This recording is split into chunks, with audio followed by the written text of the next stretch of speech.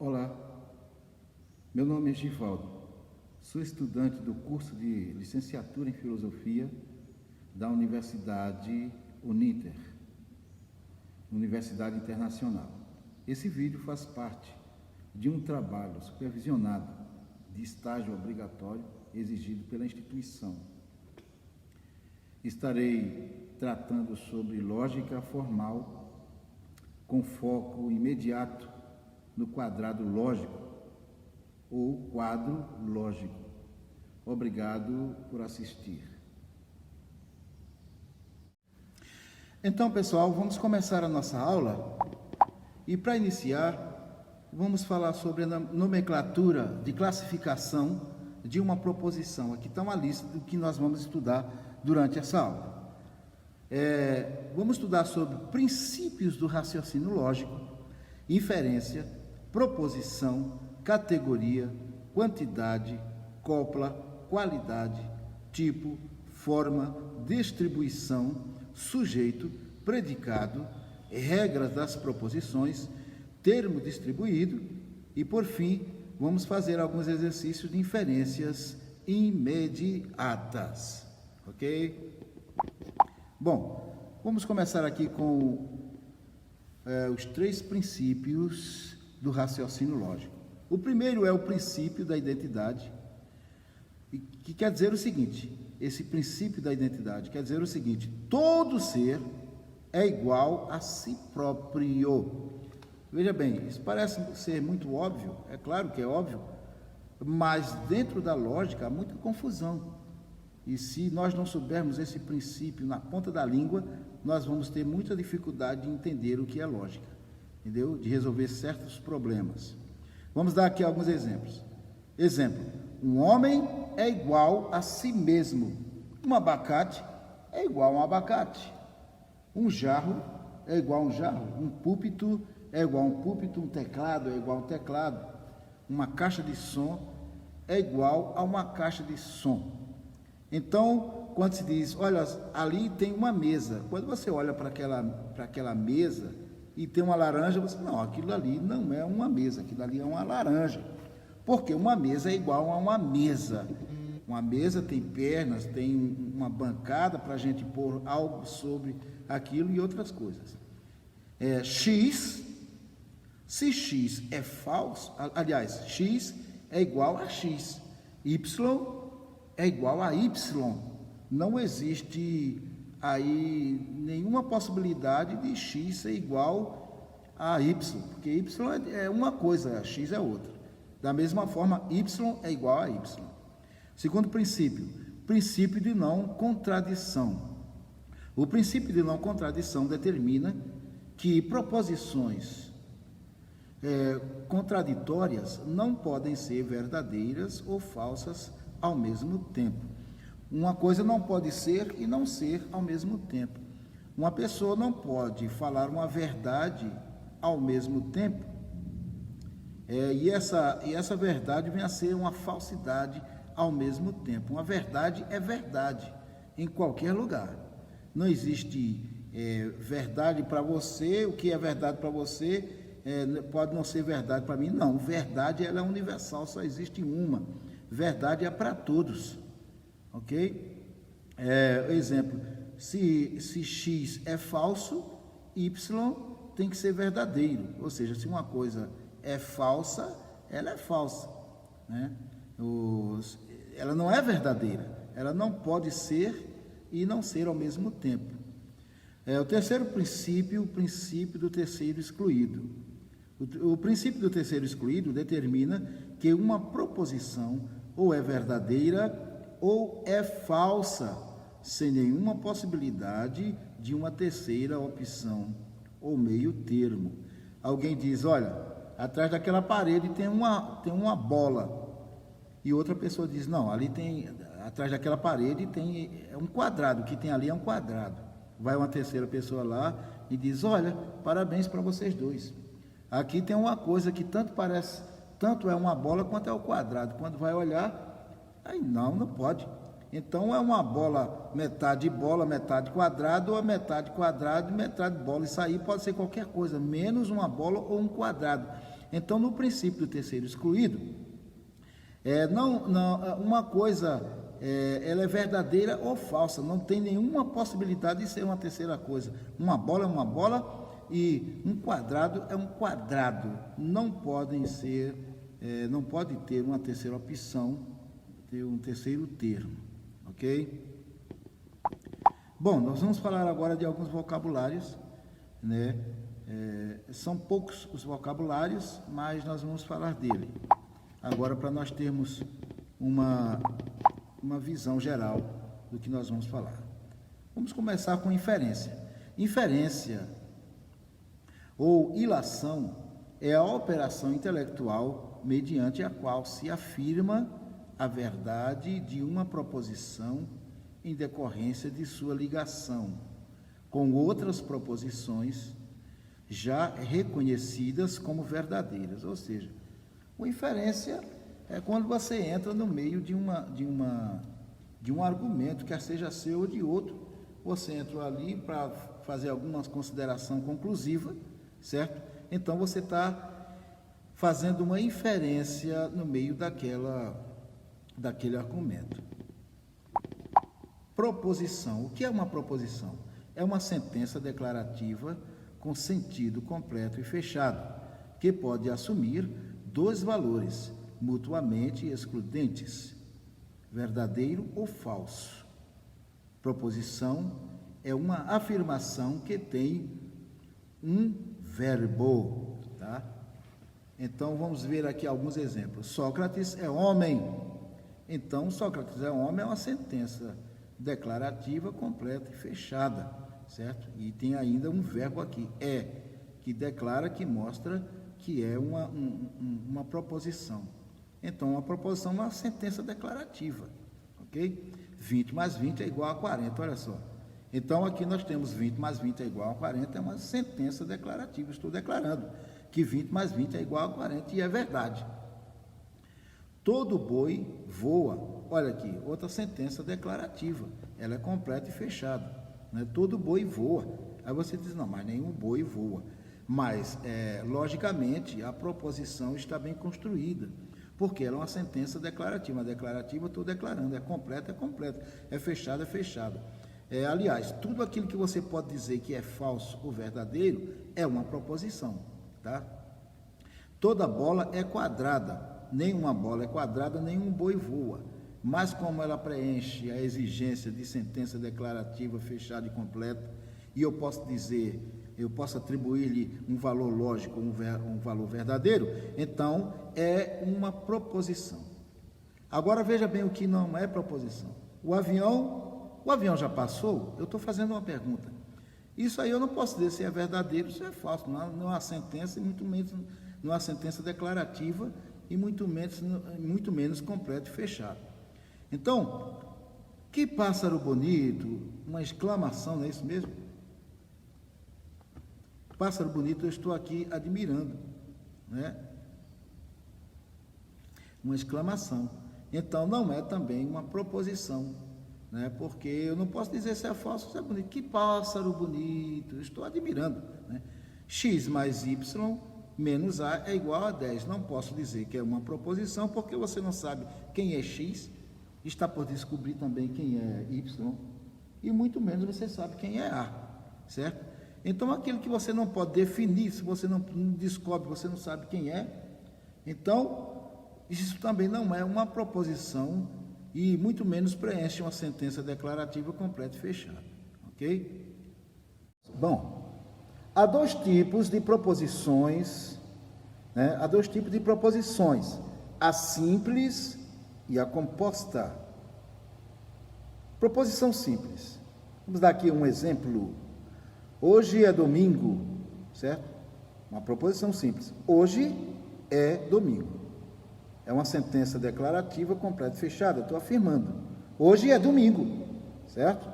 Bom, por que essa declaração é uma proposição simples? Porque ela tem apenas um núcleo verbal. Hoje é, olha aí o núcleo verbal, domingo. Então, toda essa composição faz parte da classificação de Proposição simples, porque ela tem apenas um núcleo verbal. Olha aí o verbo ser, ser. Hoje é. Bom, o que é uma proposição composta também? O que é uma proposição composta? Qual a diferença de uma proposição composta para uma proposição simples?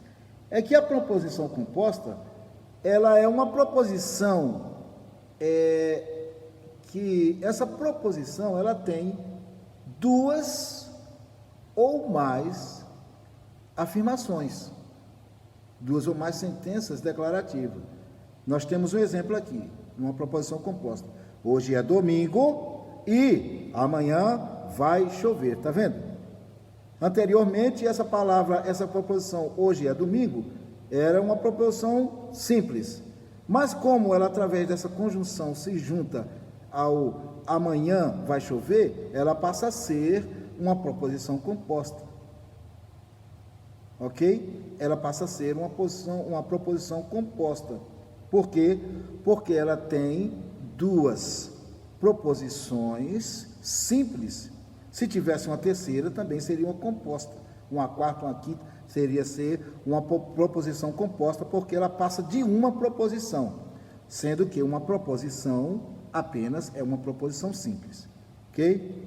Espero não ter confundido e complicado. Bom, o que é uma proposição composta é um conjunto de duas ou mais proposições simples. Ok? Ok. Então agora vamos falar de categoria.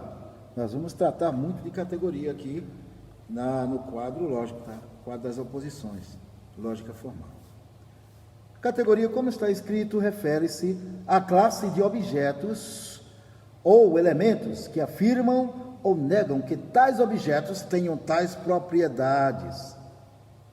Uma classe é uma coleção de objetos que têm propriedades em comum. Tá?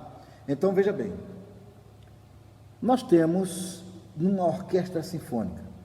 Você está no teatro e antes dos músicos entrarem, os instrumentos estão todos ali. Cadeiras, nas estantes, nos suportes. Então, você percebe que ali existe uma orquestra sinfônica composta de várias categorias de instrumentos. Tá? Várias categorias de instrumentos. Então, nós temos a categoria dos instrumentos de sopro, a categoria dos instrumentos de corda, a categoria dos instrumentos de percussão, categoria dos instrumentos friccionados. Antes de entrar nessa parte, cuidado, porque categoria é diferente de classe. Uma classe é uma coleção de objetos que tem propriedade em comum, tá? Tem propriedade em comum.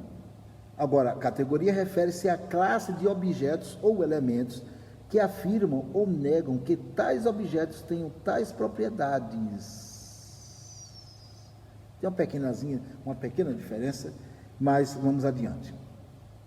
Então, nós temos ali a categoria dos metais, a categoria das palhetas, né? A categoria das cordas, a categoria dos friccionados, instrumentos friccionados, e a categoria dos instrumentos de percussão. Tem outros, mas vamos ficar nesse daqui. Vamos pegar dois exemplos desses. A categoria dos instrumentos de sopro, tá? Os instrumentos de sopro. Eles se dividem em duas classes, a classe dos metais e a classe das palhetas. A classe dos metais, nós podemos falar de trompete, trombone, tuba, trompa, é isso mesmo?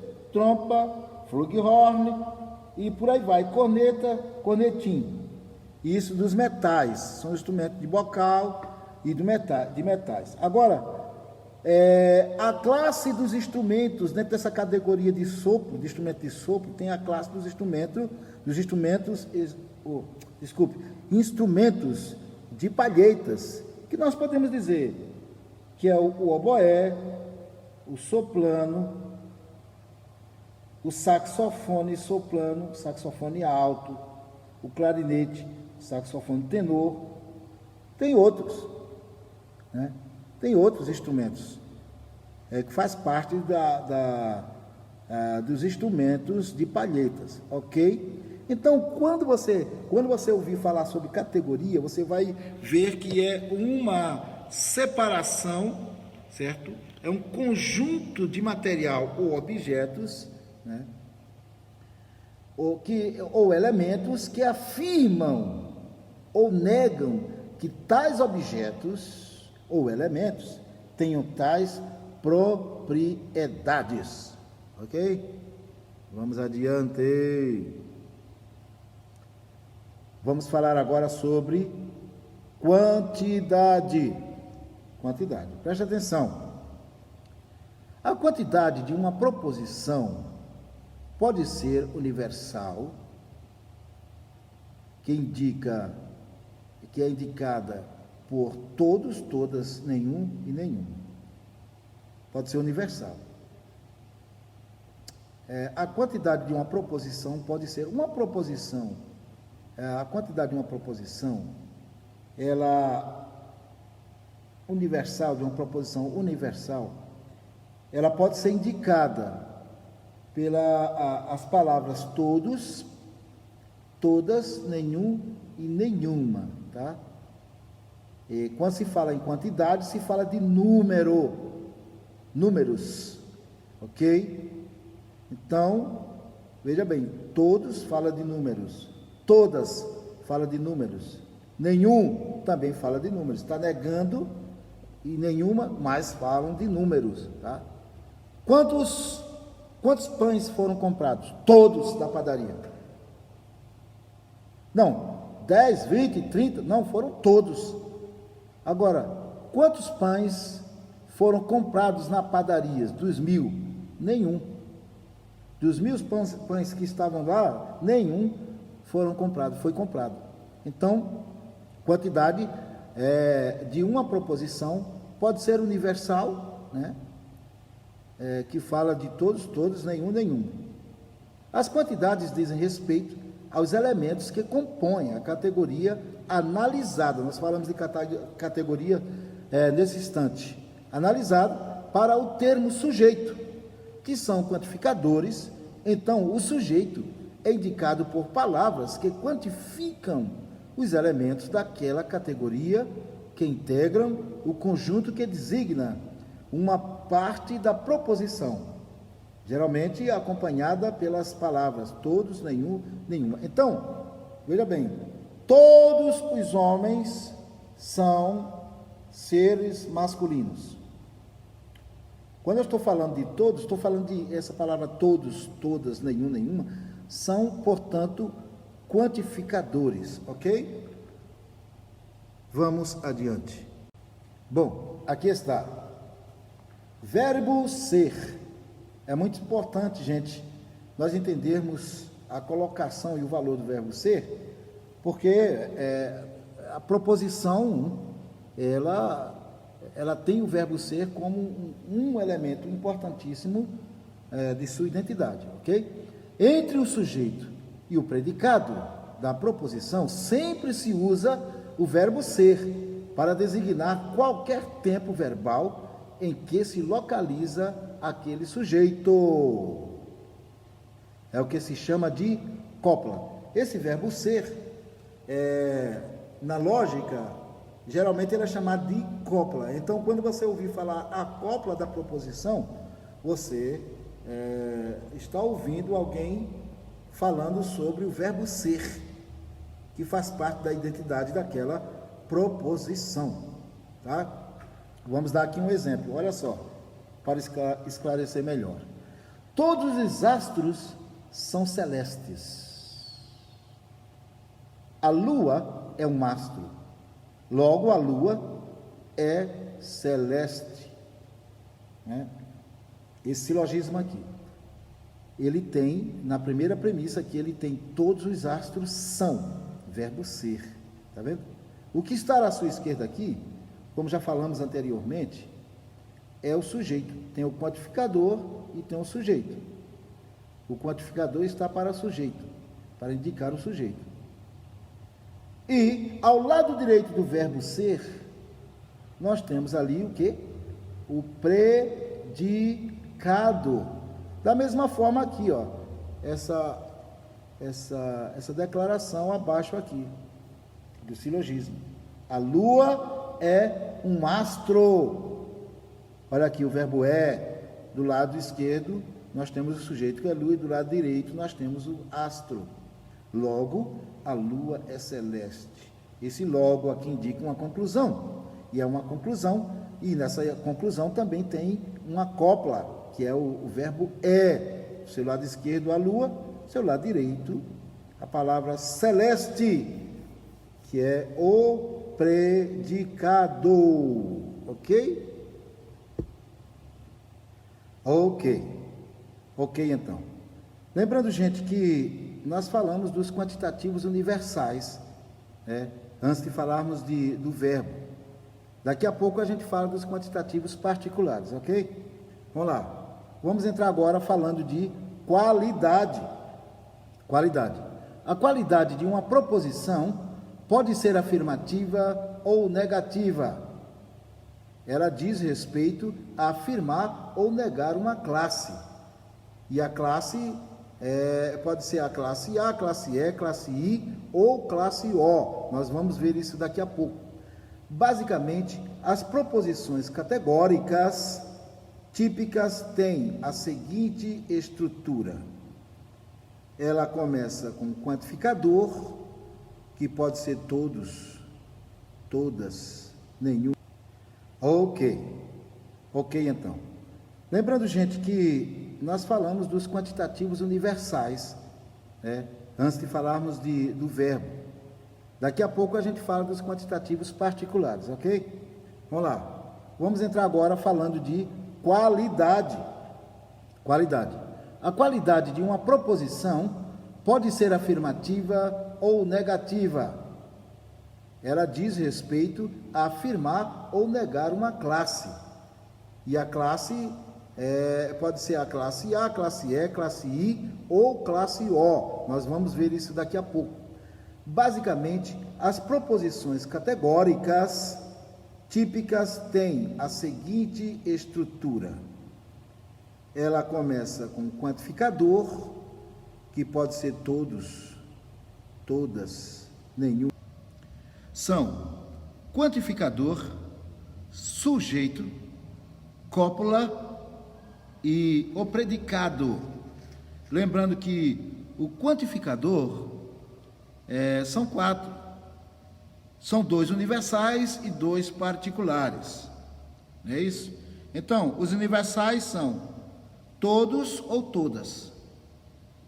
E nenhum ou nenhuma.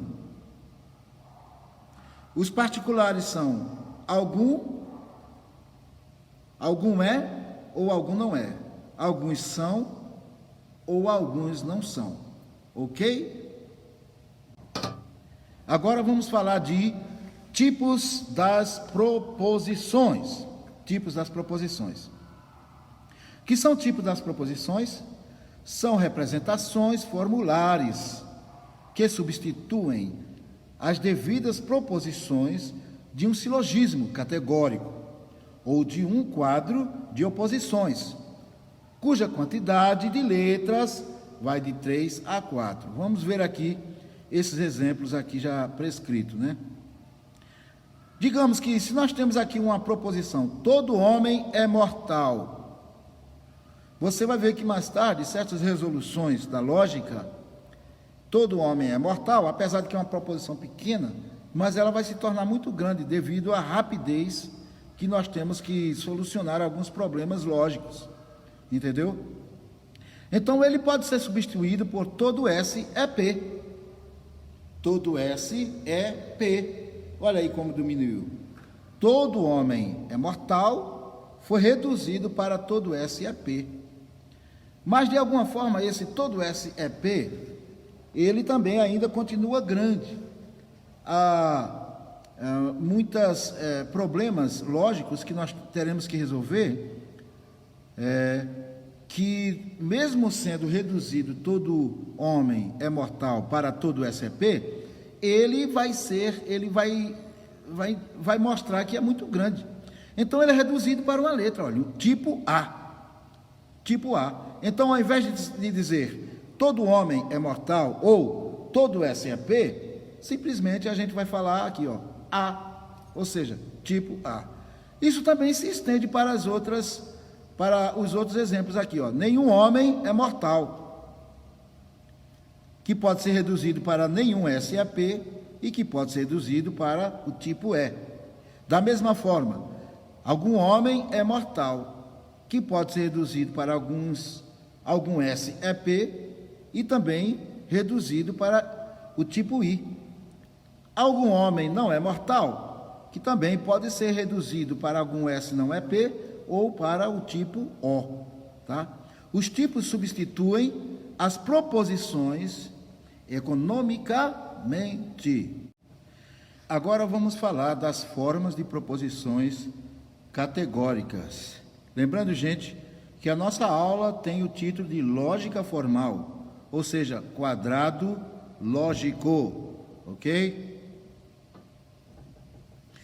Então, agora, vamos falar das quatro formas de proposições categóricas, tá? 4 formas de proposições categóricas.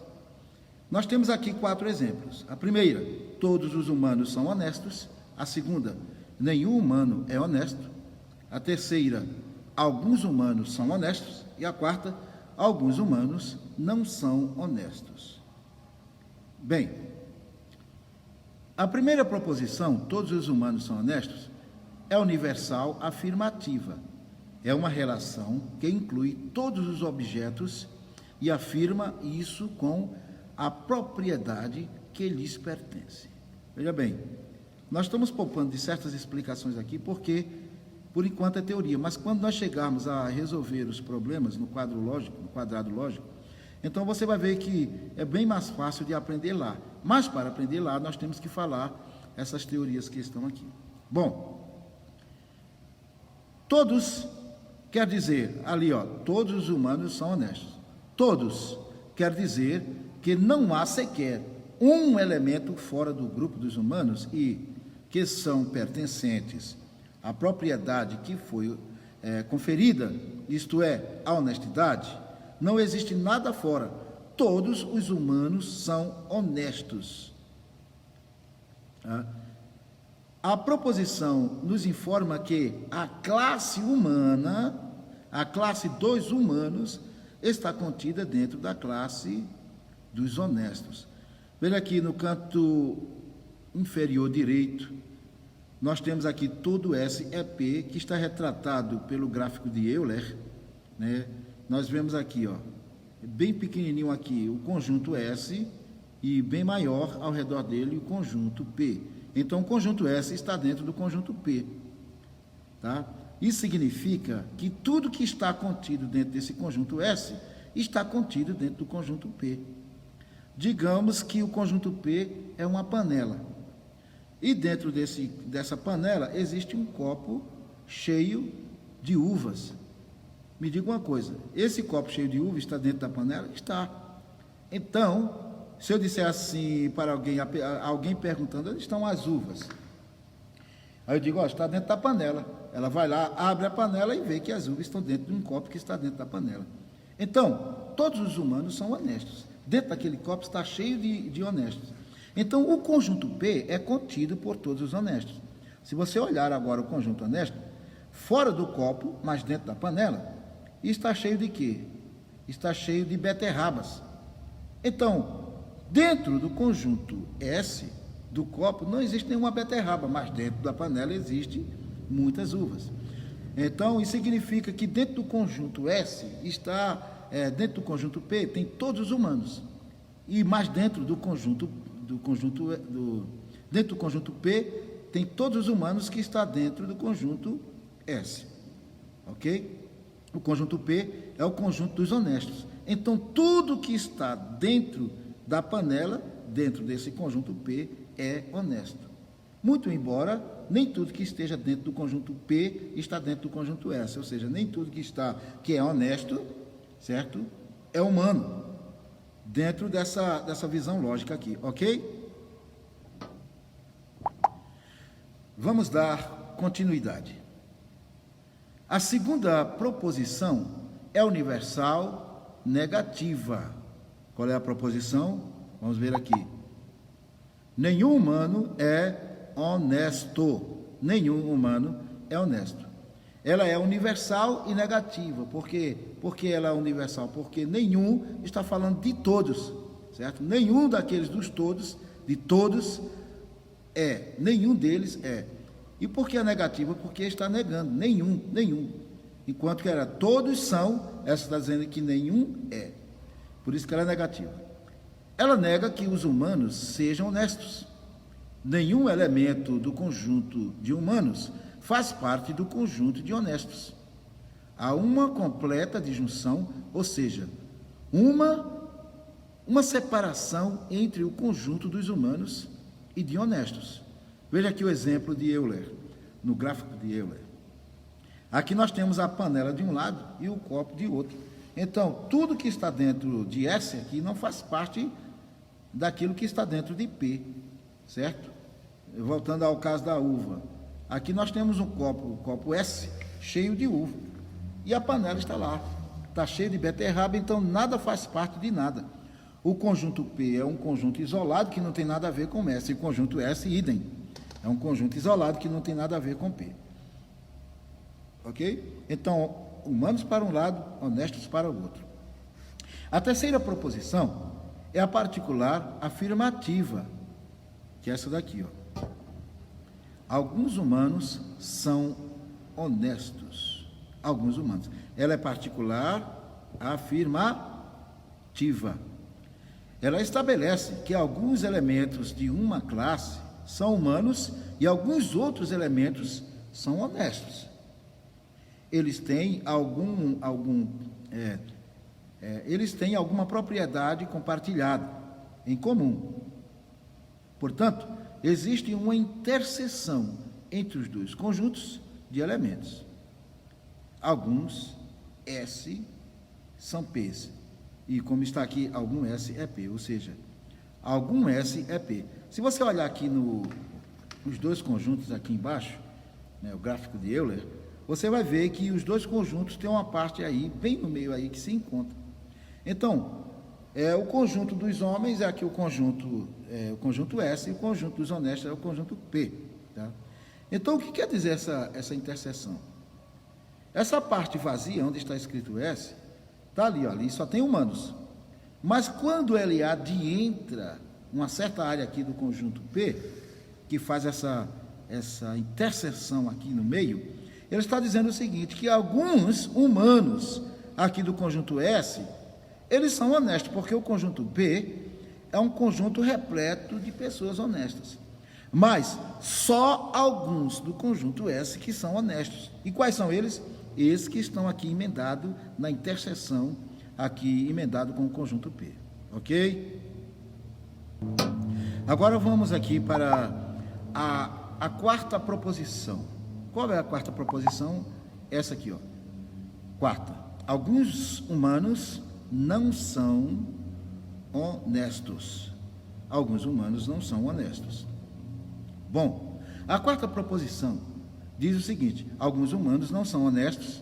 Ela particulariza o caso dos humanos que não têm esse atributo. Isso significa que há humanos e há honestos. Mas nesse caso, está contemplado apenas o caso dos humanos que não são honestos. Eles podem ter outra propriedade, como a de serem bonitos, ricos, idosos, viajantes, jogadores, pacificadores, etc. Mas a de serem honestos não lhes pertencem, ok? Por isso, o conjunto dos elementos humanos não está todo preenchido. Alguns elementos não têm a propriedade de serem honestos. Alguns elementos. Então, alguns é algum S, não é P. Nós vemos aqui no conjunto de Euler. Aqui nós temos o conjunto da esquerda e o conjunto da direita. Tá? Tudo que está aqui no conjunto da esquerda, tá? É o S. Tudo que está no conjunto da direita é o P. Quando ele fala que alguns humanos não são honestos, ele está mostrando que no conjunto P no conjunto P é o conjunto dos honestos, no conjunto S, aqui do lado esquerdo, é o conjunto dos humanos. Então, levando em consideração que esses que estão no conjunto S, aqui na parte mais vaga, aqui do lado esquerdo, esses que estão aqui não são honestos, mas aqueles que estão dentro da interseção aqui são honestos. Ele está levando em consideração não que estão dentro da interseção, mas os que estão do lado esquerdo aqui, fora da interseção, entendeu? Esses que estão fora da interseção, aqui do lado esquerdo, esses não são honestos, por isso que diz, alguns humanos não são honestos, ok? Vamos adiante. Bom, agora vamos falar sobre nomenclatura, descrição e classificação das proposições típicas, ok? Classificação das proposições típicas. Let's go, brothers and sisters. Aqui, ó. Nós temos aqui a inferência imediata. É uma inferência imediata porque ela não precisa de um intermediário para ser resolvido. Então, nós temos aqui o tipo A. Como é que eu chamo esse tipo A, certo? Qual o nome dela, qual a identidade dela dentro da lógica? Ela é uma proposição categórica, quantitativa universal, qualitativa afirmativa, tipo A, da forma todo S é P. Nome grande, extenso, né? Mas cada nome desse tem um significado, né? Proposição, nós sabemos, já vimos que é uma sentença declarativa, né? Fechada e completa, né? Ela é categoria, nós já vimos também porque a categoria ela trata da classificação de certas coisas. Demos um exemplo, por exemplo, de uma orquestra, né, que tem vários instrumentos. Tem a categoria dos instrumentos de corda, dos instrumentos de palhetes, instrumentos de percussão, metais e etc. E dentro de cada categoria dessa tem suas classes, né? Tem seus naipes. Então, ela é quantitativa porque ela fala de quantidade. Todos ou nenhuma, alguns são ou alguns não são, tá? E ela é qualitativa porque ela pode ser afirmativa ou negativa. Digamos assim, toda manga é doce. Aí eu posso dizer, nenhuma manga é doce. Toda manga é doce e afirmativa. Nenhuma manga é doce, esse nenhum indica que é negativo. Alguma manga é doce e alguma manga não é doce. Então, está aí, positivo, ou seja, afirmativo e negativo. Tipo A, nós vimos que era o tipo A. E esse tipo A é a redução de tudo isso aí que nós estamos falando, certo? Da forma, todo S é P. Aqui também é uma redução, certo? E é um padrão que acompanhará toda a lógica, tá? Esse S, esse P, ele muda. Tem pessoas que A põe no lugar do S A e põe no lugar do P o B, e outro Q, outro P. Isso tanto faz, tanto fez. Nesse caso que nós estamos, dessa aula aqui, nós estamos falando de S e P, né? Da forma todo S é P, ok? Quando nós chegarmos nos exercícios, a gente vai relembrar tudo isso aí. Agora, vamos falar da inferência imediata tipo E, tá? A regra é a mesma, só que o E ele tem certas modificações. Por exemplo, ela é uma proposição categórica quantitativa universal também, de qualidade negativa, tipo E, da forma nenhum S é P, tá? Ela é uma proposição, porque preenche todos os requisitos exigidos para ser uma proposição. Então, esse tipo é uma proposição. É categórica porque, a exemplo do tipo A, também trata de categorias de coisas, de elementos e etc., de objetos, tá? Ela é quantitativa porque também a sua quantidade é universal, porque trata também de números universais. Enquanto aqui diz todo S é P, aqui ela trata também de nenhum S é P. Nenhum S é P. Nem, olha só a palavra agora, nenhum, tá? Isso é quantitatividade, ok? E ela é qualitativa. Qual é a sua qualidade? É negativa, porque ela fala aqui embaixo, aqui, da forma nenhum. Então ela está negativando, ela está desfazendo aquilo que a inferência imediata tipo A diz: todo são, todo é. Ela está dizendo aqui que nenhum é, ok? Agora, vamos tratar da inferência imediata tipo I, a tipo I, ok? A tipo I também tem uma nomenclatura, tem um nome, tem uma identidade. Essa inferência imediata tipo I, o que é que ela é? Ela é uma proposição categórica, quantitativa, qualitativa, tipo I, da forma algum S é P. E como as outras também, ela tem o seu gráfico de Euler, que está aqui em cima, na parte superior direita. Algum S é P, ok? Então, ela é uma proposição, porque também, como a exemplo das outras, ela obedece e preenche também os requisitos necessários para ser uma proposição. E ela é categórica porque ela também trata de classes e categorias. Agora, ela é quantitativa. Qual é a quantidade dela? Ela é particular, porque sai daquele prisma do universal aqui, do tipo A, do universal tipo E, e agora ela vai para uma particularidade. Ela fala o seguinte: algum, olha aqui embaixo, na forma, algum. Ela não está falando todos ou nenhum, ela está falando algum, já foi reduzido, houve uma dedução aí, foi reduzido, deixou-se de falar de todo o mundo para falar algumas pessoas, está vendo? De algum homem, de todo homem, agora está falando de algum homem, ok? E a qualidade dela, ela é qualitativa, ela é afirmativa, porque, olha aqui na forma aqui embaixo, algum S ela está afirmando, por isso que ela é afirmativa. Qual é o seu tipo? É o tipo I. Esse tipo I é a maior redução que nós podemos fazer em toda essa nomenclatura. No tipo I está escrito, está escrito aqui do lado direito superior direito, está reduzido o gráfico de Euler, proposição categórica, quantitativa, particular, qualitativa, afirmativa, da forma algum S é P. Ao invés de falar isso, eu falo tipo I.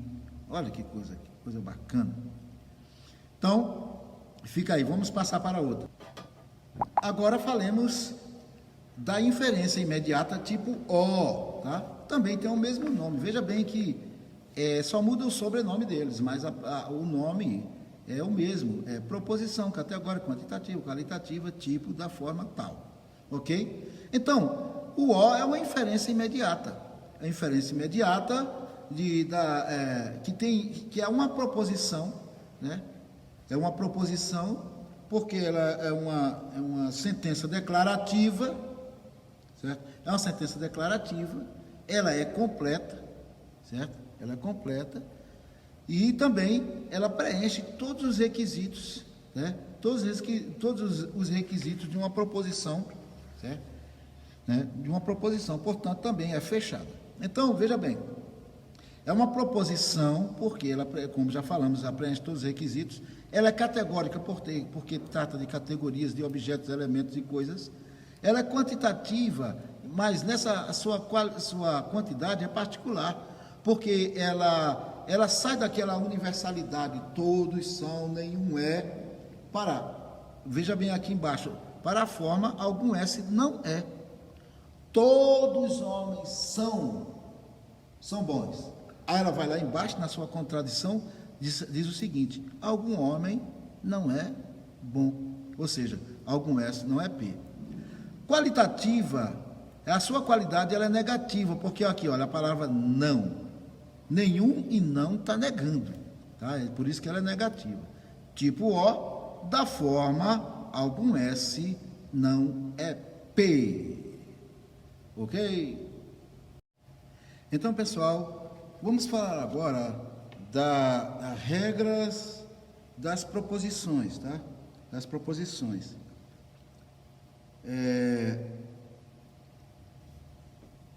Vamos começar com a regra da proposição A e a regra da proposição E.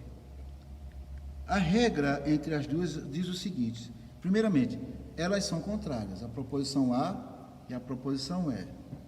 Elas são contrárias, tá? As proposições A, que são, deixa eu escrever aqui,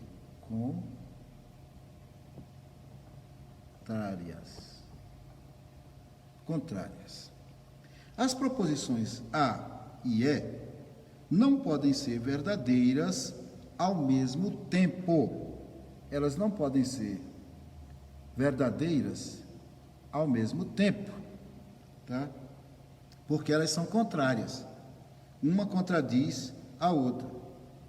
Uma dessas proposições pode ser verdadeira e a outra falsa. O A pode ser verdadeiro e, obrigatoriamente, quando o A for verdadeiro, E tem que ser falso. E quando E for verdadeiro, o A, obrigatoriamente, porque elas são contrárias, tem que ser falso, ok? Elas podem ser, agora veja bem, isso aqui é muito importante. Elas podem ser falsas ao mesmo tempo. Elas podem ser falsas ao mesmo tempo. Então, está aí a regra, como falei, é muito simples, a regra entre as proposições, tá? Enquanto a proposição tipo A for falsa, a proposição tipo E tem que ser verdadeira. Enquanto a proposição tipo E for falsa, a proposição tipo A tem que ser verdadeira. Mas também vai acontecer muito caso de as duas serem simultaneamente falsas, ok? Simultaneamente falsas. Vamos agora para a proposição entre as regras entre a proposição A, deixa eu pôr aqui uma cor melhor, proposição A e a proposição I. Elas duas têm uma relação de subalternação, de forma que A é superalterna, a I, e I é subalterna a A, ok? I é subalterna a A. Bom, a regra entre a proposição A e a proposição I, diz o seguinte: elas têm uma relação de subordinação. Quando a proposição A for verdadeira, obrigatoriamente a proposição I o será. Deixa eu botar aqui o nome: subalternação. Quando A for verdadeiro, obrigatoriamente I também será verdadeiro. Tá? Imagina que I é um soldado e A um general. O que o general faz, I tem que seguir. Ok? Porque o I é subalterno a A. Então, o relacionamento deles é uma relação de subalternação. Quando A for verdadeiro, I obrigatoriamente será. Ok? Bom, a segunda regra diz o seguinte: quando a proposição I for verdadeira, nada poderá se dizer sobre a proposição A. Dessa forma, A fica indeterminada. Ou seja, I é verdadeiro, A é indeterminado. Por quê? Porque I é subalterno a A. Ela não determina verdades para A. A, como é superior, é quem determina as verdades, as regras, a lei. O A é um general e o I é um subalterno, é um soldado. Entendeu? Então, o I, eu sou verdadeiro. E o A, quando diz assim, não vou seguir o exemplo de um soldado, de um recruta. Então, o I é subalterno a é superalterno a I. Então, quando o I é verdadeiro, o A fica indeterminado, não se sabe o que é, tá? Não se pode dizer nada sobre A. Bom, agora vamos para as regras que existem entre a proposição tipo E e a proposição tipo O. Veja bem, as regras seguem a mesma coisa, tá? De A e I. As regras que acontecem entre A e I é a mesma regra que acontece entre E e O, certo? Elas têm uma relação também de subalternação. De forma que O é subalterno a E é superalterno a O. Entendeu? Superalterno a O. Quando a proposição tipo E, aqui, ó, for verdadeira, obrigatoriamente a proposição tipo O também o será, certo? Também o será. É aquele exemplo que nós demos aqui do recruta, do soldado e do general. O soldado e o general. O é subalterno a E é superalterno a O. De maneira que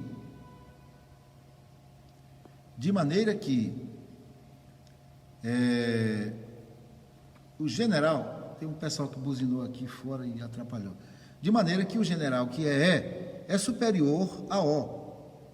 Então, quando O é verdadeiro, quando é verdadeiro, obrigatoriamente o E tem que seguir. Ok? Quando E for verdadeiro, obrigatoriamente O tem que seguir. Ele é verdadeiramente também por uma questão da própria natureza da coisa.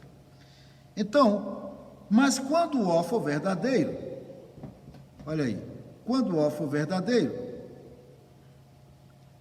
o E fica indeterminado, porque o O não pode assumir nenhuma autoridade sobre E. Tá? Essa é a regra. Quando a proposição O for verdadeira, nada poderá se dizer sobre a proposição E. Dessa maneira, E fica indeterminada. Agora, e quando a proposição E for falsa? O que se dirá da proposição A? Ela fica também determinada. Porque se o general é falso, o O não pode seguir o exemplo do general E. Tá? Então a regra diz o seguinte: quando não se puder, quando a proposição O for verdadeira, nada poderá se dizer sobre a proposição E. Dessa maneira, E fica indeterminada. E quando não se puder, e se a proposição E for falsa, nada poderá se dizer sobre a proposição O. Portanto, O fica indeterminado. Agora, vamos para as regras entre as contraditórias. As contraditórias são essas aqui, cuja seta está apontando, né, para elas. O A é contraditório a O e O é contraditório a A. E é contraditório a I e I é contraditório a E. Tá? As regras dizem o seguinte: as contraditórias não podem ser verdadeiras e falsas simultaneamente. Por quê? Porque uma é negação da outra. Tá? Uma é positiva, outra é negativa. As duas não podem ser ao mesmo tempo, as duas positivas e as duas negativas, não. Uma há de ser falsa e a outra tem que ser verdadeira, porque uma é negação da outra. Tá? A outra regra diz assim: as contraditórias modificam tanto a quantidade quanto a qualidade da outra proposição. Digamos que nós temos aqui todo S, vamos pôr ali aqui embaixo, todo S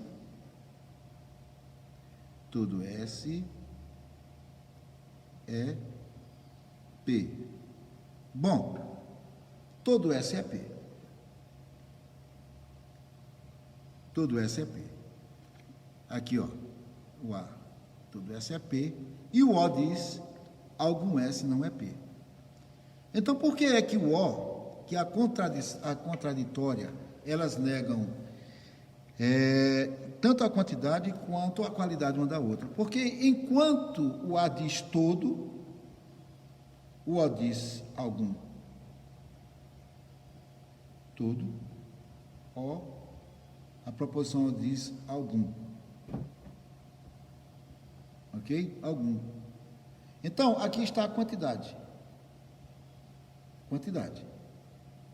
Enquanto o A diz todo S é, olha aqui, ó, é, enquanto a proposição diz é, todo S é P, o O, a proposição diz não é. Olha aí, negando a qualidade. Ok? Não é. De maneira que elas são contraditórias por causa disso. Uma nega tudo uma da outra. De maneira que, quando o O diz algum não é, o A diz todo é. O algum está para todo. E o não é está para o é. Então, algum homem não é. Aí, o A diz todo homem é. Elas são contraditórias por causa disso, porque negam tanto a quantidade quanto a qualidade uma da outra, ok? A qualidade uma da outra. Bom, prossigamos. Então, a outra regra, a quarta regra diz o seguinte: quando uma proposição for indeterminada, a sua contraditória obrigatoriamente também será. Nós vimos que, no exemplo passado aí, que existe caso em que A é indeterminado, né? Que o A, ele é indeterminado. Não é isso mesmo? Por que A é indeterminado? Porque I, ele é verdadeiro, então nada poderá se dizer sobre A. Ou no caso de quando A é falso, nada poderá se dizer sobre I. E essa regra também serve tanto para como O, que tem a relação também de subordinação, certo? Subordinação. Então, a regra aqui das contraditórias, ela diz o seguinte: quando uma proposição for indeterminada, no caso, digamos que a área é indeterminada, a sua contraditória também segue aqui, ó, é indeterminado. Tá? Se I for indeterminado, o E será indeterminado. Se E for indeterminado, I será indeterminado. Se O for indeterminado, A também o será. Ok? Essa é a regra. Precisamos prestar atenção, porque quando nós começarmos a fazer o exercício, a gente vai lançar mão dessas regras também. Tá? Vamos lançar mão dessas regras também. Agora vamos falar das regras entre a proposição I e a proposição O. Essas duas aqui, que são subcontrárias. Enquanto A e E são contrárias, essas duas são subcontrárias. Tá? Bom, elas são subcontrárias. A regra diz o seguinte: as proposições I e O não podem ser falsas ao mesmo tempo. Não podem ser falsas ao mesmo tempo. Uma tem que ser verdadeira e a outra, uma tem que ser falsa e a outra verdadeira. Ou, se o I for verdadeiro, o O tem que ser falso. Ok? Elas não podem ser falsas ao mesmo tempo. Quem for falso aí das duas, quem for falso das duas, está determinando que a outra é verdadeira. Se O é falso, I é verdadeiro. Se I é falso, O é verdadeiro. Ok? Agora, olha o que diz aqui essa outra regra. Uma dessas proposições pode ser verdadeira e a outra falsa. E, agora, as duas proposições podem ser verdadeiras ao mesmo tempo. Não sei se você se lembra que quando nós falamos sobre a regra entre E e A, nós dissemos que as duas podem ser falsas ao mesmo tempo. As subcontrárias é o contrário. As duas podem ser verdadeiras ao mesmo tempo, tá? Então fica aí essa pequena explicação a respeito das regras entre as proposições. Contudo, vou fazer uma rápida recapitulação. Aqui, ó, as contrárias, as duas não podem ser verdadeiras ao mesmo tempo, mas podem ser falsas ao mesmo tempo, e uma pode ser verdadeira e a outra falsa. As subalternas, cujas regras valem para tanto A com I e E com O, certo?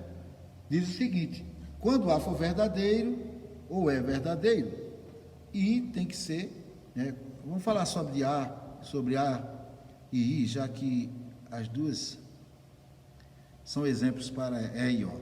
Quando A for verdadeiro, I tem que ser verdadeiro, pela lei da natureza da lógica. Mas quando A for falso, I fica indeterminado. Quando I for verdadeiro, o A também fica indeterminado, ok? Aqui embaixo, as duas são subcontrárias. Uma, quando for falsa, a outra obrigatoriamente tem que ser verdadeira, certo? Há o caso de uma ser verdadeira e outra falsa. Agora, as duas também podem ser verdadeiras, ok? Essa regra aqui de A, que são subalternas, tem uma relação subalterna, serve também para E, que tem uma relação de subalternidade, tá? Subalternidade. A regra entre as contraditórias, como nós vimos, vamos dar aqui essa rápida recapitulação, ela diz o seguinte: as duas não podem ser nem verdadeiras nem falsas simultaneamente, porque uma é negação da outra. Quando uma for falsa, a outra é verdadeira. Quando uma for verdadeira, a outra é falsa, ok? E quando uma for indeterminada, a outra tem que seguir também a mesma coisa. Quando uma for indeterminada, a outra tem que seguir também, tem que ser indeterminada. Ok? Ok. As regras estão passadas. Agora, falemos do termo distribuído. Termo distribuído.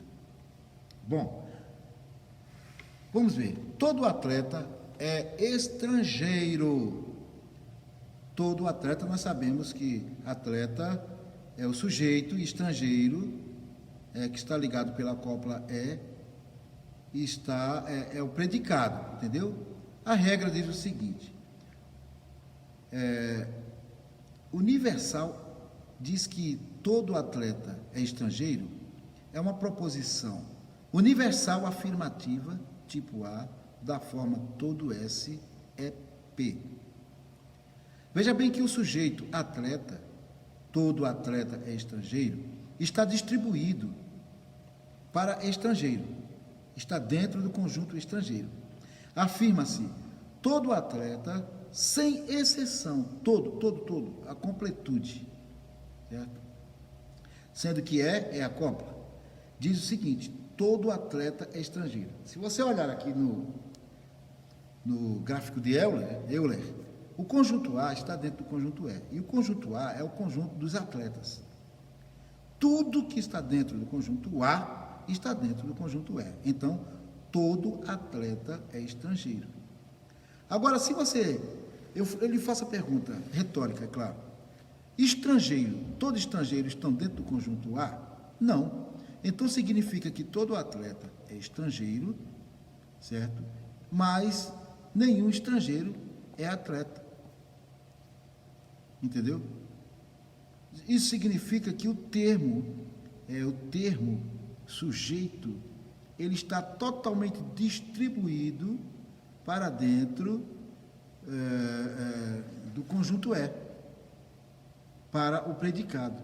Mas o predicado não está distribuído para o conjunto A. Isso significa que nem tudo que está em E é A, mas tudo que está em A é E. Todo atleta é estrangeiro. Não dá para separar o grupo dos atletas do grupo dos estrangeiros. Ok? Agora passemos para outro exemplo. Nenhum atleta é estrangeiro, proposição tipo E. Tá? Uma proposição tipo E. Bom, essa proposição é universal negativa, tipo E, da forma nenhum S é P. O sujeito atleta está distribuído em um grupo isolado e total. Nós vemos aqui, no gráfico de Euler, atleta de um lado, o conjunto do atleta está de um lado e o conjunto estrangeiro está de outro. Todos os dois, certo, estão separados um do outro. Há uma disjunção completa. Um não pertence ao outro e o outro não pertence ao um.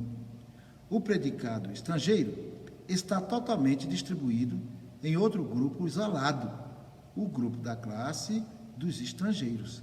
Então, atleta para um lado e atleta para o outro, de forma que o termo está distribuído, o predicado está distribuído para um conjunto fora e o atleta, o termo sujeito, atleta, está distribuído para outro conjunto fora.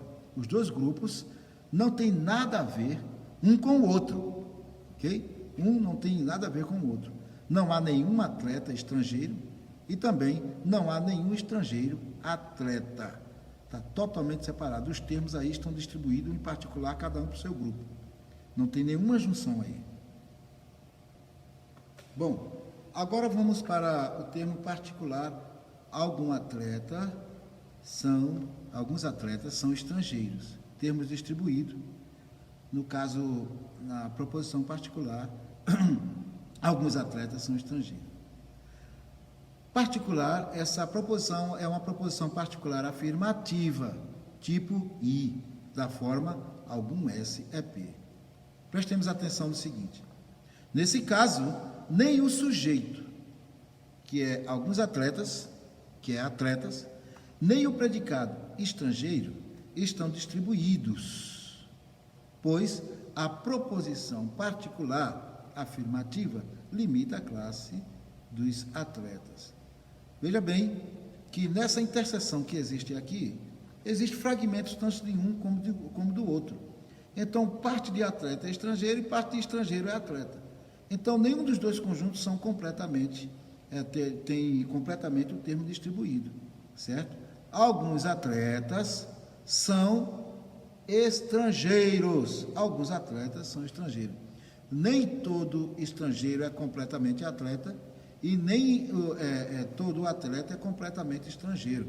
Então, como diz aqui, os dois grupos estão desfalcados. Nem todos os atletas são estrangeiros, nem todos os estrangeiros são atletas. Então, aí o termo não está completamente distribuído nem de um lado nem de outro, ok? Agora, vamos passar para o outro exemplo de termos distribuídos, né? No caso particular, negativa, tipo O, da forma algum S não é P. Diz o seguinte: alguns atletas não são estrangeiros. Veja bem, o termo sujeito, alguns atletas, não está distribuído, pois a distribuição seria para todos e, no caso, só vale para alguns. Digamos que vem dos Estados Unidos um grupo de 100 estrangeiros, tá? 100 estrangeiros. E alguém diz assim, olha, ali também vem atleta, mas alguns daqueles estrangeiros ali não são atletas. Eles não são atletas. Então, é justificado aqui nessa explicação, nessa regra, o termo sujeito, atleta, não está distribuído, pois a distribuição seria para todos, e no caso, só vale para alguns. Então, alguns atletas ali não são estrangeiros, pode ser brasileiro. Já o termo predicado, estrangeiro, está completamente distribuído, pois está cheio de estrangeiros, ok? Todos são de lá, dos Estados Unidos, são estrangeiros, vieram para cá. Alguns daqueles estrangeiros ali não são atletas, são cientistas, são pessoal da logística, são plateias, são filhos de atletas e etc. Tá? Agora, os atletas estão ali no meio. Tá? Tem uma pequena parcela ali que está no meio ali. Nós vemos um exemplo aqui no meio, aqui embaixo, que diz assim, alguns A's não são B. ou seja, ou alguns As não estão em B, certo? Alguns atletas não são estrangeiro. O grupo de estrangeiro é esse conjunto E todinho aqui. E tem alguns atletas que estão aqui no lado A que não faz parte desse conjunto E. Então, esses aqui, esse atleta não faz parte daquele grande grupo de estrangeiros que está chegando ali. Bom, pessoal, agora chegamos finalmente nos exercícios, né? Exercícios de inferências imediatas. Bom, vejamos uma coisa. Se A é verdadeiro, certo? O que dizer de o que dizer? Vamos fazer aqui algo melhor aqui, peraí. Se A é verdadeiro, o que dizer de E? O que dizer de I? E o que dizer de O? Veja bem que nós temos aqui A, E, I e O. Sempre que nós formos fazer essa explicação aqui, a gente pega a sequência. Tá? Nós vamos falar de E, então nós vamos começar com A e O. Vamos falar de I, então depois nós vamos começar com A, E, O. Vamos falar de O, então vamos começar com A, E, I. Ok? Nesse caso nós estamos aqui começando com A, segue-se a sequência. E vamos falar então de E, I e O. Se A é verdadeiro, o que dizer de A, de E e de O? Vamos agora às regras. Bom, o que diz a regra entre A e E na resolução dessas inferências imediatas? Diz o seguinte: quando A é verdadeiro, o E tem que ser falso, certo?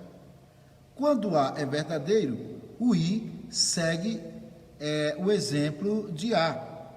E quando A é verdadeiro, o O obrigatoriamente tem que ser contraditório, tem que ser falso. O I tem que ser verdadeiro, O tem que ser falso e o E também tem que ser falso. Só que é o seguinte, como existe o caso indeterminado, nessas resoluções, o melhor caminho é você achar o contraditório dessas proposições que estão aqui do lado esquerdo, A, E, I e O, tá? A melhor forma de você resolver essa tabela aqui é você encontrar a proposição. Nesse caso, vamos ver aqui. Quem é a proposição de A? A proposição de A é automaticamente O, ok? Então, se A é verdadeiro, pela regra, certo? O O tem que ser falso. Falso porque as duas são contraditórias, tá? Agora vamos pela parte mais fácil. Se A é verdadeiro, I segue o exemplo de A, porque a regra diz, né? A regra diz que quando A é verdadeiro, naturalmente e obrigatoriamente a sua subordinada tem que ser verdadeira. Então, A é verdadeiro, I é verdadeiro. O que será então agora de E? Veja bem, aqui no quadro nos mostra que o E é contraditório de I, certo? O E é contraditório de I. Bom, e a regra diz que quando os dois aqui, nem E nem I, podem ser falsos ao mesmo tempo, nem podem ser verdadeiros ao mesmo tempo, porque um é a negação do outro. Então, nesse caso, se I é verdadeiro e E é a sua contraditória, E vai ser falso, ok? Então, vamos agora, no quadro de inferências imediatas, vamos julgar o E como sendo verdadeiro. Se E é verdadeiro, o que será de A, de I e de O, tá? Se A é verdadeiro, o que será de A, de I e de O? Veja bem, como nós falamos aqui em cima, vamos encontrar primeiramente a contraditória de E. Quem é a contraditória de E? Nós temos aqui o E e temos sua contraditória, o I, ok? O I. Então, a contraditória é I. O que diz a regra das contraditórias, hein? A regra diz o seguinte: as contraditórias não podem ser verdadeiras ou falsas simultaneamente, porque uma é a negação da outra. Agora, nesse caso, se é verdadeiro, a contraditória de é I. É verdadeiro e falso, ok? É verdadeiro e falso. Tá. Agora vamos para as subordinadas. Se é verdadeiro e O é subordinado a E, certo? A regra diz o seguinte: quando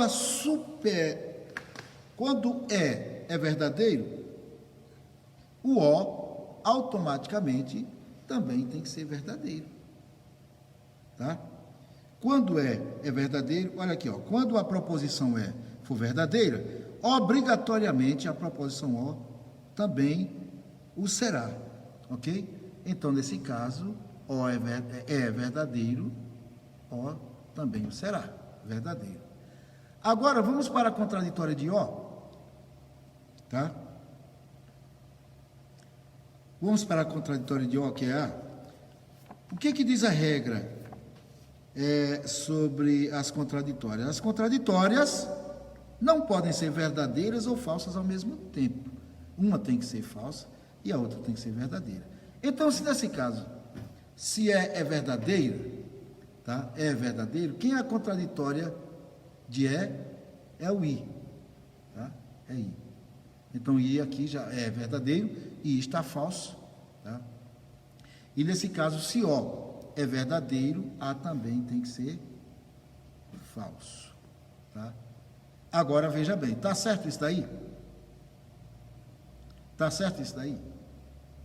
Se é verdadeiro, vamos para a prova dos 9. Se é verdadeiro, A tem que ser falso. Se a sua contraditória é falso, que é o A, certo? Contraditória de A é falso, então A tem que ser falso. Se I é falso, A não pode seguir, a questão não pode seguir o I. Então, nesse caso, o A também é falso. Então, fica assim: é verdadeira, seu subordinado, que é o O, também é verdadeiro. A contradição de O, que é A, é falso, e se é verdadeiro, o I, que é a sua contradição, também é falso, ok? Vamos para o próximo exemplo.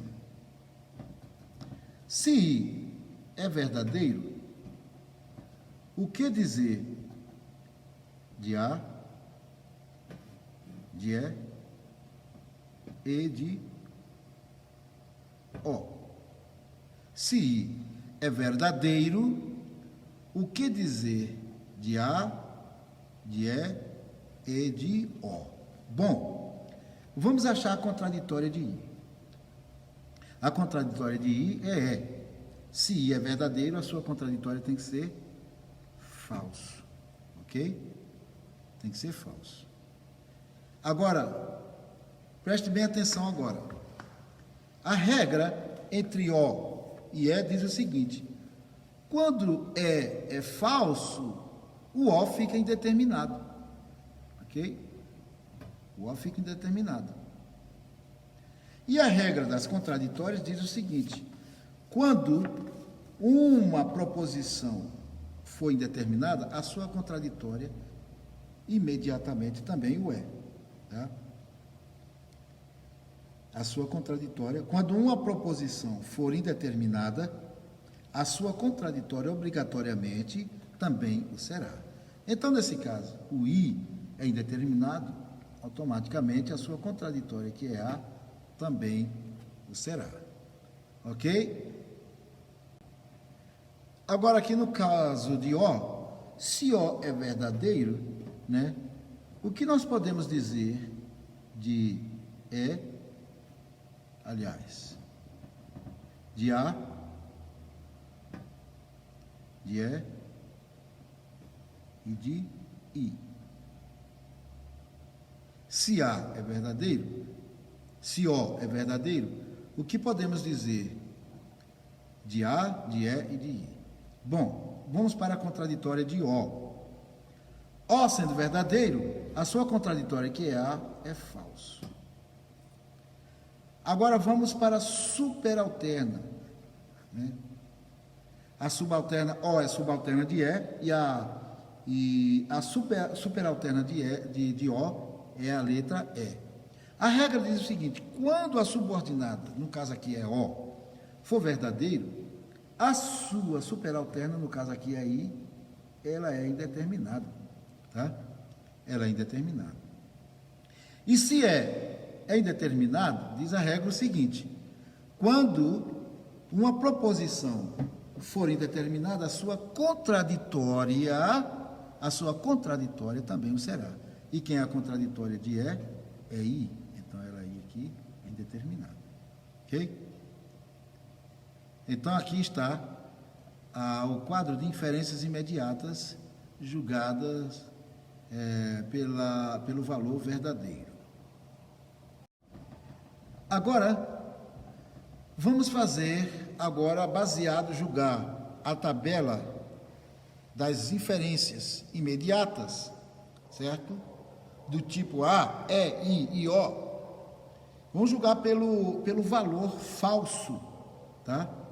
Vamos julgar pelo valor falso.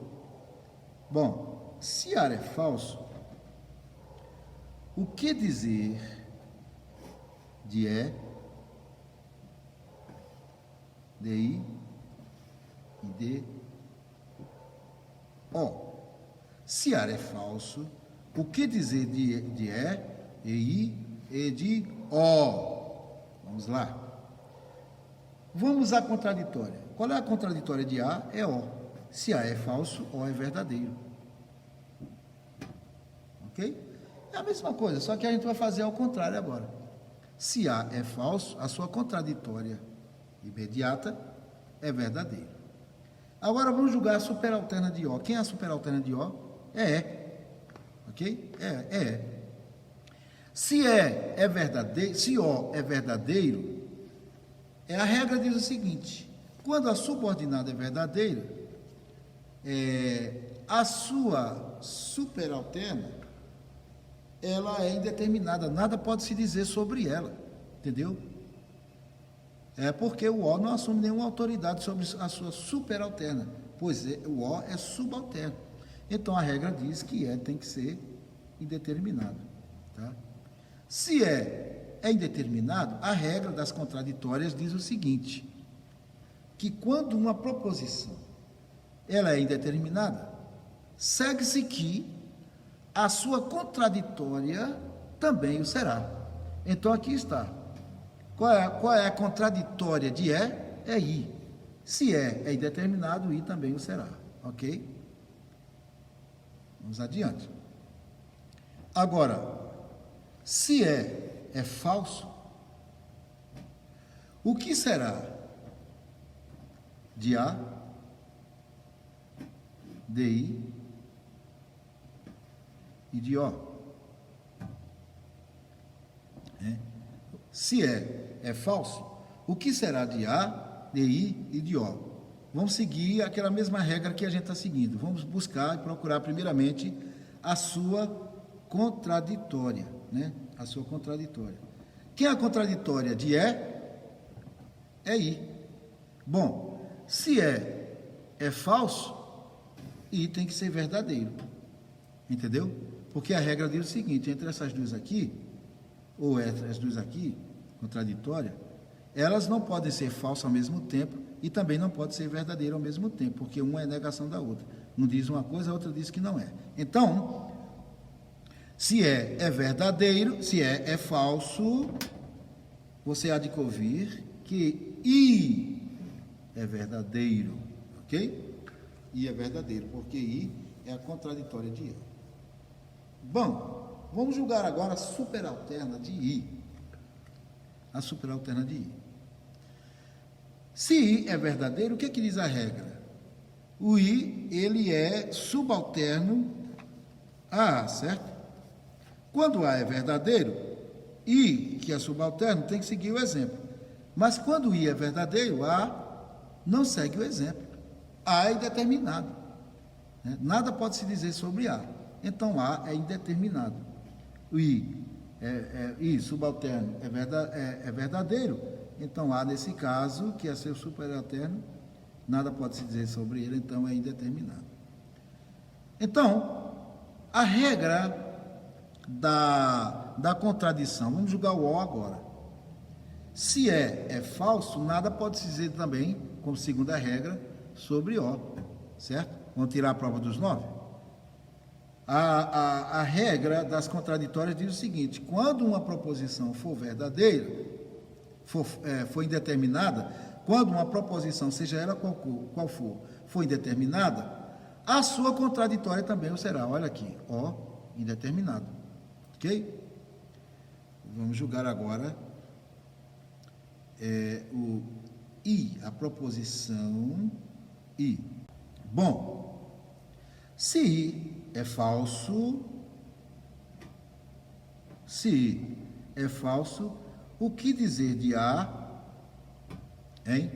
O que dizer de A, o que dizer de E e o que dizer de O? Ok? Se I é falso, o que dizer de A é O. Bom, vamos buscar a contraditória.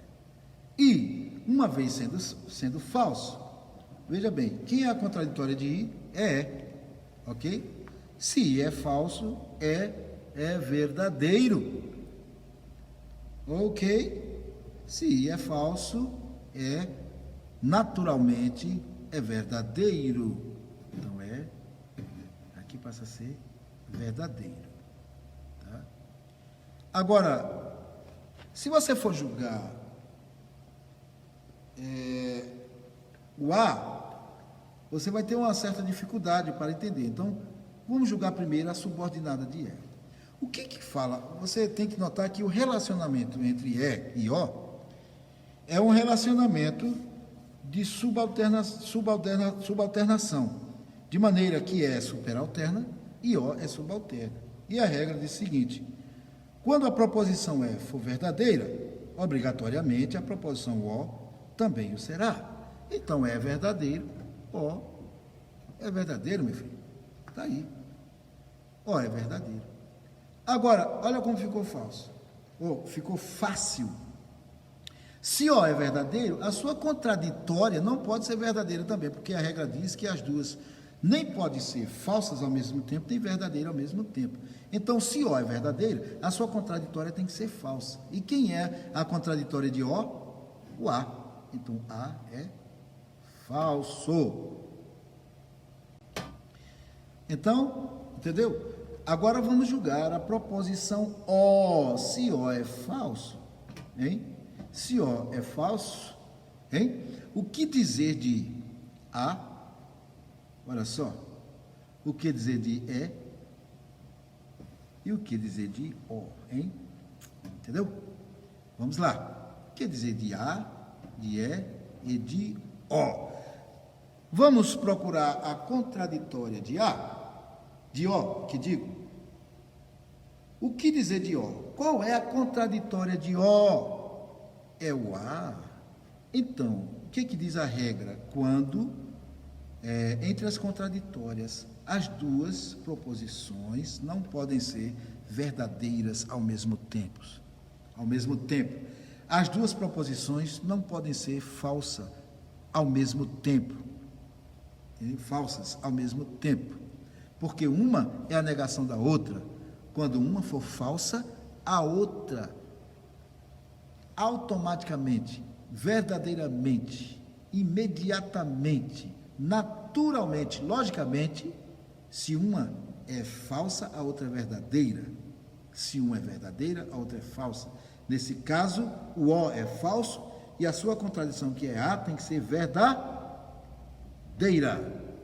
Ok? Que é verdadeira. Então, gente, vamos corrigir aqui uma situação que nós fizemos aqui. Nesse caso era para pôr o I aqui, nós pomos o E aqui. A letra é I, desculpe, ok? Porque nós estamos julgando aliás, não era isso não, é isso daqui, ó, que nós temos que apagar isso aqui, o O, porque o O está em julgamento aqui do lado esquerdo, então a gente não pode julgar o A aqui também, o O também. Aqui nessa parte é o E, aqui ó, E, O, A, I, E, ok? O, A, I, E. Então, se O é falso, tá? E o O, ele é subordinado a E, então o E, ele fica indeterminado.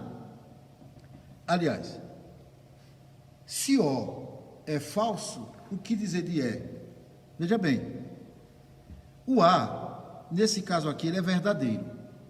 Se o A é verdadeiro, a sua subordinada tem que ser verdadeiro também, que é o I, que tem que seguir, certo? Isso é a regra. Isso é a regra. Então, veja bem, se A é verdadeiro, I aqui é verdadeiro. Deixa eu mudar a cor. E aqui é verdadeiro. Agora, veja bem, o que dizer de E? O que dizer de E? Se A é verdadeiro, se I é verdadeiro, a sua contraditória tem que ser falsa. Nesse caso, tem que ser falsa. Tá? É por isso que é bom a gente começar a julgar a questão